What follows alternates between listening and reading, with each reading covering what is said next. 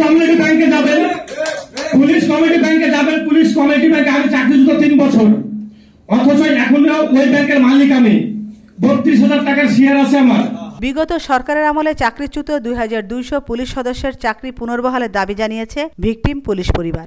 এ সময় 1522 পুলিশ সদস্যের চাকরিতে পুনর্বহালের সংবাদকে মিথ্যা আখ্যা দিয়ে প্রতিবাদ জানিয়েছে ভিকটিম পুলিশ পরিবারের সদস্যরা। জাতীয় প্রেস ক্লাবের মাওলানা আকরাম খাঁ হলে আয়োজিত এক সংবাদ সম্মেলনে এই দাবি জানানো হয়। সংবাদ সম্মেলনে চাকরিচ্যুত পুলিশ সদস্যরা বলেন, ছাত্র জনতার আন্দোলনের মাধ্যমে দীর্ঘ 16 বছরের স্বৈরশাসনের পতন ঘটেছে। দীর্ঘ সময় স্বৈরশাসক দেশের সব প্রতিষ্ঠান ধ্বংস করেছে, তার মধ্যে অন্যতম ধ্বংস করেছে বাংলাদেশ পুলিশ।